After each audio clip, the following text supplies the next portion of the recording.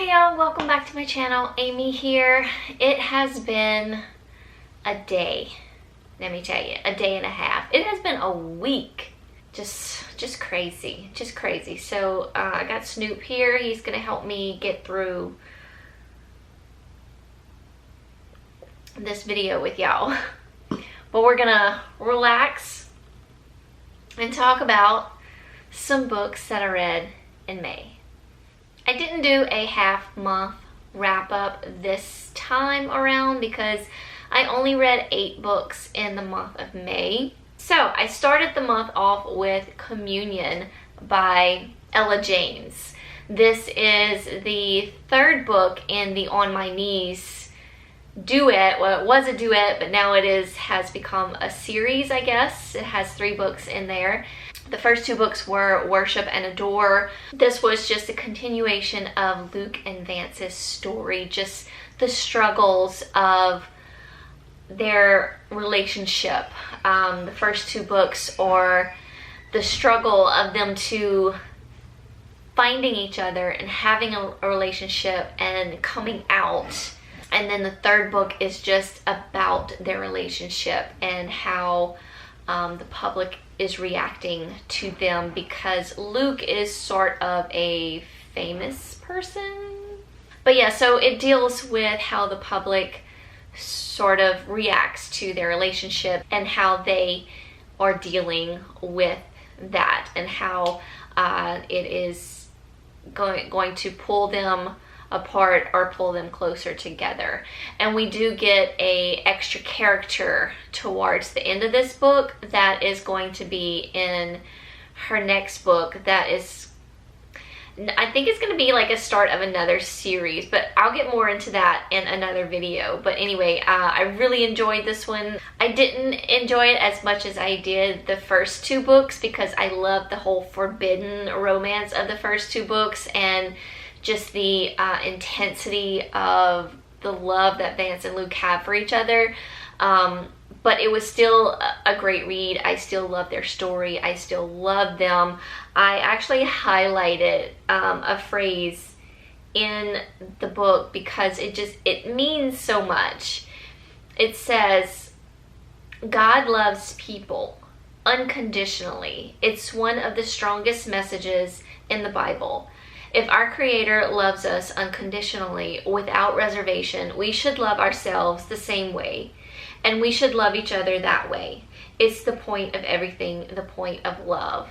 I am a Christian girl, and that just kind of hit me right in the center of my little heart, and it just meant everything. It is like, that is the phrase, that is it. That is just, I don't know, it just did something to me. So yeah, really love this book, this whole series, and its meaning, and I highly recommend it if you haven't checked it out yet. Next up, I read The X by Alifair Burke. This was okay. I gave it 3 stars. I really did enjoy the story, but I figured out what was going on, what was happening in the whole plot situation. But it was still a good story. We follow an attorney. Her name's Olivia. I didn't really care a lot for our main character that we follow. There was just something about her that just didn't click right with me.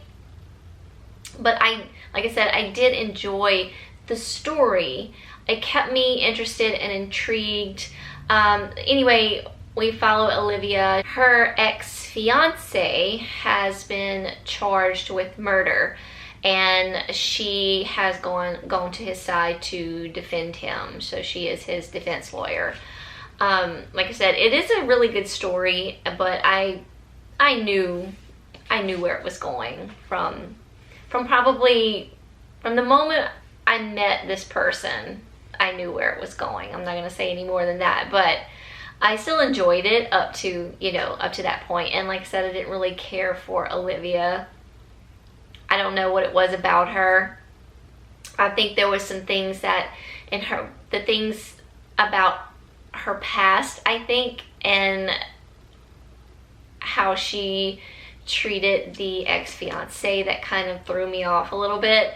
So yeah, so there's a backstory there, and it does kind of keep you guessing, but I just knew where it was going. But anyway, still a good read, 3 stars. Oh, also, I did listen to this book via audio, and I really did like the narration. Just wanted to throw that in there. Next, I read Elements of Retrofit by N.R. Walker. This was a male-male romance. This is part of the Thomas Elkin series. This is book 1. So we follow Thomas, who is a very successful architect, and then we follow Cooper, 22-year-old sort of intern that starts to work for Thomas in his architectural firm, or whatever you want to call it, and he is also a friend of Thomas's son. They sort of form a little friendship, and things, you know, start to heat up a little bit. They start to feel all the feels for each other. So a little bit of an age gap, I believe like 10, 20 years. I don't remember. I want to say like Thomas is maybe 40, early 40s, and like I said, Cooper is 22. I always enjoy a good age gap story. I really enjoyed their teasing, their bantering between the two of them. It was super, super sexy. It was kind of on the line of a forbidden romance, being that Cooper was not only an intern for Thomas, but he's also Thomas's son's friend. So really sexy, really, really fun, quick read. I did listen to this though. It was narrated by Nick Russo, which is one of my favorite male-male romance narrators. Did an excellent job. So I really did enjoy the audio to this. Don't know if I'm going to continue with it. My only problem with this is I didn't really care for the way Cooper handled things when things in a relationship kind of got a little rocky. I thought he was being a little childish, but I mean, you know, that's just me. Otherwise, I really, really enjoyed it. So we'll see. I may continue the series or not. I don't know. The audio was very, very good. Highly recommend the audio if you want to take this one for a spin. Oh, and I gave it 4 stars. Next up, I read The Night Before by Wendy Walker. I kind of went into this thinking that I wasn't going to like it because there was sort of some mixed reviews, but I really did enjoy it. I gave it 4 stars. We followed the 2 sisters. We follow Rosie and Laura. Laura is the one that goes missing. Laura has a bit of a troubled past, and she has just broken up, or maybe she has been broken up with. I think that's how it went. I think she was really, really starting to fall in love with someone, and they broke it off. And so she has returned home to live with her sister and her brother-in-law for a little while, just to kind of get her feet back on the ground and start dating again. She goes out on like this blind date, I guess, someone she's met on the internet, and she doesn't return home. And then we follow Rosie, which is Laura's sister, when she realizes that Laura has not come home, and that's not really something that she feels that Laura does. She just feels it in her gut that something's wrong. So we follow each of these characters that leads up into the event of what happened exactly on that night. We also get little tidbits of like Laura's therapy sessions with her therapist that sort of connect with the story a little bit. So I really enjoyed it. I didn't see it coming, even though I had my suspicions, but they were completely wrong. It was completely wrong. There was also a little twist at the end that I really enjoyed. I really liked it. I did listen to this on audio, and both our sisters get a voice. I loved Laura's voice because it had sort of this sexy hauntingness to it, and that's exactly how I like saw Laura in my mind, like this beautiful, sexy young woman that was just haunted by her past. So I thought the audio did an excellent job of bringing the characters as well as the story to life. So another audio that I highly recommend if you're going to pick this one up. Next up, I read a book of the month pick, which was The Survivors by Jane Harper. I didn't really care for this. I think I gave it 3 stars on Goodreads, but really it's more of like a 2.5.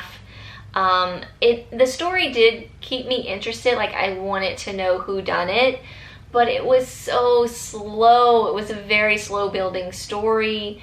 It was a lot of characters that I was kind of getting confused of like who was who. Like, I actually started it, and then I was like, I don't know about this.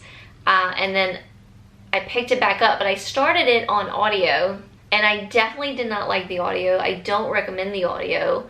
So I picked it back up and just physically started reading it, and it was a little bit easier to get through, and it started to kind of penetrate through my brain, like what was happening and who was who. And then I kind of continued with the audio as I got more familiar with the characters throughout the book, but I still didn't care for the audio. I just put it on to have it on and listen to it and kind of read along, just to kind of get through it, because I was getting to a point where I wanted to DNF it, but then I wanted to know who done it, kind of thing. So we follow I don't remember, Kieran is who we follow, and he is returning home with his girlfriend and his baby in tow. His father has dementia, so he comes home to help his mother. I think they're like gonna move to, or she's gonna move him to a home, and then she's gonna move very close to the home so she can be close to him. So they're coming back into town to help, and it starts to bring back bad memories of some events that took place in the past. And we also have a current murder of a young girl, and that sort of starts to dredge up secrets of the past as well. So are the 2 incidents related, kind of thing, and who done it back then and who done it now, kind of thing. I honestly didn't. I had a couple suspicions, but I really wasn't sure what was going to happen. And then when they revealed the whodunit, I was like, who is this person? I felt like this person was hardly mentioned in the book, or they were sort of in the background. Like, I don't remember a lot of this person in the book. So when it was revealed, I was like, wait, who are you? So it was kind of just, man, it wasn't, I don't know, it wasn't what I was hoping it would be after such a slow build of everything. Yeah. So after that, I had to pick up a male romance, because that just kind of got me in like a slump, and I was like, I need something fun to read. So I picked up Bad Intentions. This is by Ella Frank. This is going to be the first book in the Intentions duet. I had a lot of fun with this book. I can't wait for the next one to come out. This one, I didn't realize it at the time when I started to, before I picked it up, when I started to read it, I was like, wait, there's like some Easter eggs in here. So we get characters from the Temptation series. Logan is actually Gabe's boss. Gabe is one of our characters that we're following in Bad Intentions, and Logan Mitchell from Temptations is actually his boss. So Gabe is going to a party with his friend. He has just landed a good job. It's not exactly like what he went to school for, but he's sort of taking a break from school. So in the meantime, he just gets a job to, earn some money and then go so he can, return to school. But in the meantime, he goes out with his friend. His friend that he goes out with actually works for Alexander Thorne, who was our main character in the Primetime series by Ella Frank. So lots of Easter eggs in here. I mean, we don't get a lot of we get more of Logan than we do of like Alexander. He's just mentioned and kind of in the background. But anyway, Gabe's friend works for Alexander. And then, our next character that we follow, Marcus, he is from the primetime series, he's Alexander Thorne's boss. So it's like Easter eggs everywhere. I was having like the best time with all these characters. So Gabe runs into Marcus at this party. He doesn't know who Marcus is, but he can tell he's like a powerful man. So he feels like he himself needs to portray as a powerful person in order to seduce this older, sexier man. So he tells him that he is Logan Mitchell. Logan, of course, from Temptations, is a lawyer, and very well known lawyer. Him and his brother have a firm, which is where Gabe is going to be working. So yeah, so he tells Marcus that he is Logan Mitchell, and you know, they have like this great night together, and then they end up meeting again when, you know, Gabe figured he would never see this man ever again in his life. So when they do meet up, it's very awkward. It's very awkward, and then we have the continuation of their story of like them two sort of getting to know each other a little bit better, and Gabe sort of getting Marcus out of his workaholic shell, I guess. But the book does sort of leave us with a little bit of a cliffhanger, and which goes into our next book, which I believe is going to be called Good Intentions. I don't think it's out yet, but we'll talk about more of that in another video. But yeah, I really enjoyed this one. I gave it 5 stars, of course. It was super fun to read all of my favorite characters from previous books by Ella Frank, so I highly recommend it. Next up, The Burning Girls by C.J. Tudor. I really enjoyed this one too. I gave it 4 stars. I had a good time with it. The only thing I was hoping more for in this book was more paranormal stuff, a little bit more from our Burning Girls. There is a back history from like 500 years ago of young girls that were burned. And it seems that these young girls are haunting this chapel. So we follow what is her name? She is a reverend or a vicar. Reverend Jack Brooks is a woman. So Reverend Brooks and her daughter moved to this small little town to reside as the attendant vicar until a full-time vicar is hired. This small little town or village has some very dark secrets, some very dark past history, I guess.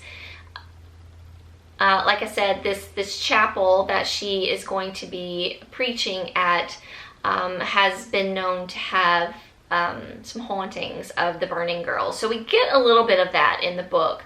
But we're mostly following Reverend Jack and her daughter Flo as well, as they sort of kind of get used to the community and you know, build themselves in the community and get to know everyone there. Flo sort of finds a little friend and a male friend while she's there. Reverend Jack sort of picks up on some of the patrons that are there, and then we also get like little chapters of an unknown source. We don't know who this person is, but we know that this person has done some bad things, and it seems like he may be after Reverend Jack. And these burning girls are appearing to Reverend Jack and her daughter Flo, and that is known to be a sign of something bad, either something bad that's going to happen to them or something bad that's happening, or you'll have to read the book to really find out what all that means.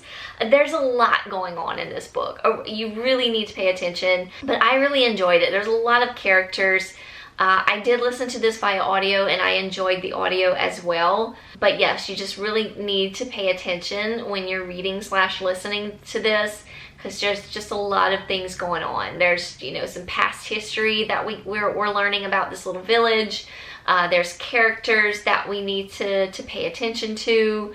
I did not see the ending coming at all. Like, I had no clue even where this was going. I didn't even have suspicions. Like, blew me away. Definitely very suspenseful. Kept me on my toes. I really enjoyed it. I've been hearing sort of mixed feelings about it, but I personally really liked it. I just wish they would have had more of these burning girls and their history. We didn't really get a lot of that. But other than that, like I said, thrilling, suspenseful, all the things, didn't know it was coming, a suspicious character. I really liked it. Next, I picked up The Dream Daughter by Diane Chamberlain. This has been on my Audible library for a while. I think I got it on sale, but I also had the book, so I kind of followed along with the book as well as the audio. The audio is excellent. This was, wow, what a heartfelt story. Like, I could not put it down, or I didn't want to stop listening to it. We're in the year 1970. We start off in 1965, and then we move forward to 1970. We're following Carly Sears is her name, a young woman who is widowed by the Vietnam War, and we also follow her brother-in-law. What is his name? Hunter. Hunter is his name. Hunter is from the future. So our story starts with Carly is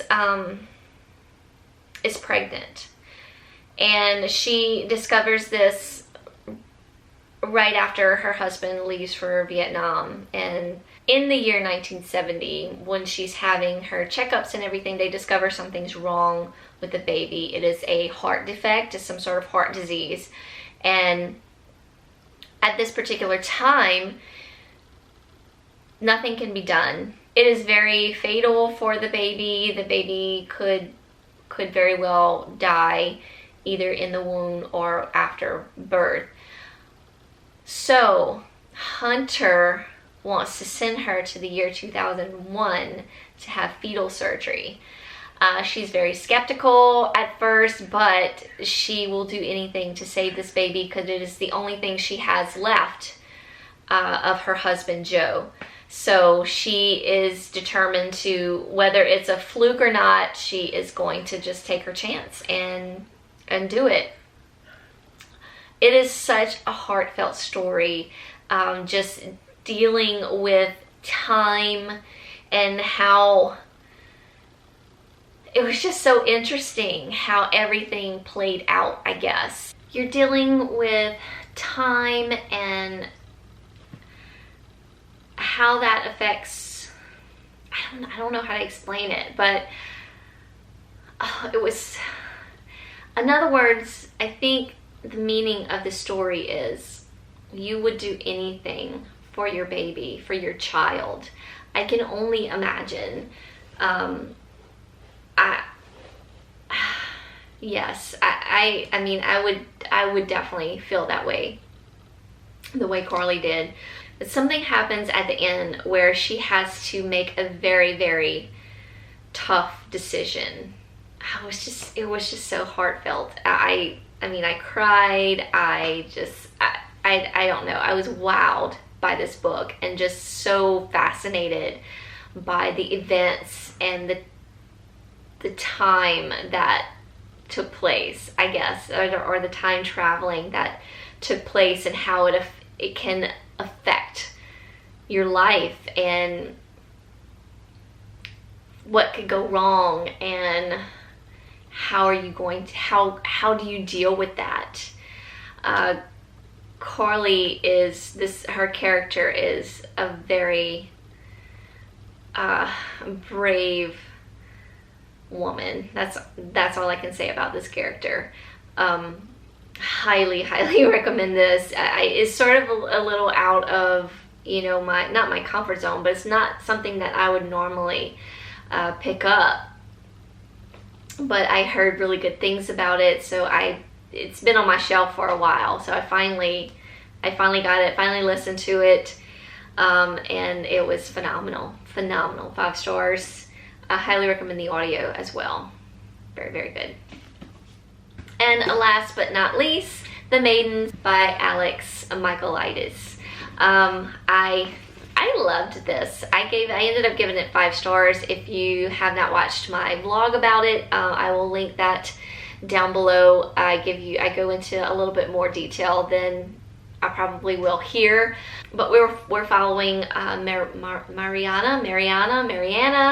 She gets some disturbing news from her niece Zoe, who is at university, Cambridge University, I believe is where this is taking place, which is also Mariana's alma mater. One of Zoe's friends has been murdered. So Mariana goes to Zoe's side, and then she finds herself getting involved in the murder and the happenings, and she's doing a little sleuthing for herself.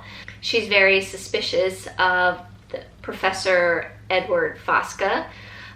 He has a little group of young women that he calls the Maidens, and these are girls that are slowly getting murdered, I guess.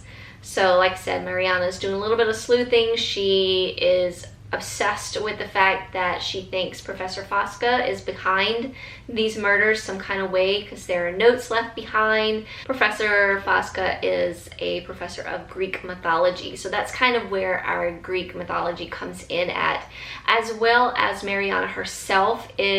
Her background is Greek.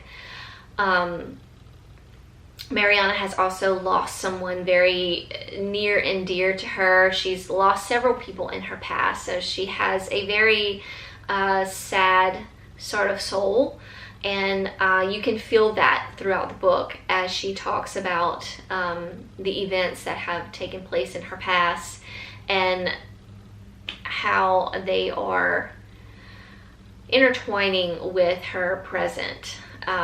The Greek mythology is in there. It's very subtle. It's sort of just woven into the story. I thought it was brilliantly done. Our author sort of gives us a little bit of knowledge when he talks about these Greek gods and goddesses. Although I did a little bit of Googling myself just because I was curious. That's just me. You don't have to do that. It's not really that in-depth of Greek mythology. It's just sort of the background of the story. It's very interesting, actually. I recommend watching my vlog. It's not very long if you want to get more on this story, but I really enjoyed it. We also have some Easter eggs from The Silent Patient in here, which I thought was pretty fascinating. It's making me want to read The Silent Patient again. But yeah, really enjoyed it. I got this as an ARC from Macmillan Publishing, so thank you to them for sending this to me. This comes out June 15th, so I would definitely pick this up if you're even sort of curious about it, like maybe you want to, maybe you don't. I think you should. I really do. And if you're a Book of the Month member, it is part of our Book of the Month picks for June. I highly recommend it. I loved it. Alright, that is it, y'all. That was everything I read in the month of May. I did listen to a podcast. I wrote it down. It's called Donor 9623. It was available through Audible. I was in the mood for a podcast. It's about a sperm donor. He donated sperm for like 20 years or so. He has like bipolar disorder, but he like fibbed on his application or whatever. He put like he was like had this like high IQ, and he was going to, I believe, law school or something. No, he was studying to be like a neurosurgeon. I don't know. It was messed up. It was pretty messed up. I enjoyed it, so I just thought I'd throw that out there if y'all are looking for a new podcast to listen to. I also listened to Your Own Backyard. I believe is what it's called. That one was really interesting as well. So just throwing that out there. If y'all have any podcast recommendations for me, please let me know in the comments down below, because I've been kind of in a podcast mood. I love true crime podcast. I've listened to Serial. I've listened to many of the popular ones out there. I listened to My Favorite Murder. I listen to True Crime Obsessed. You know, all those fun podcasts. I love those. But I'm always looking for something that's very close to like Serial.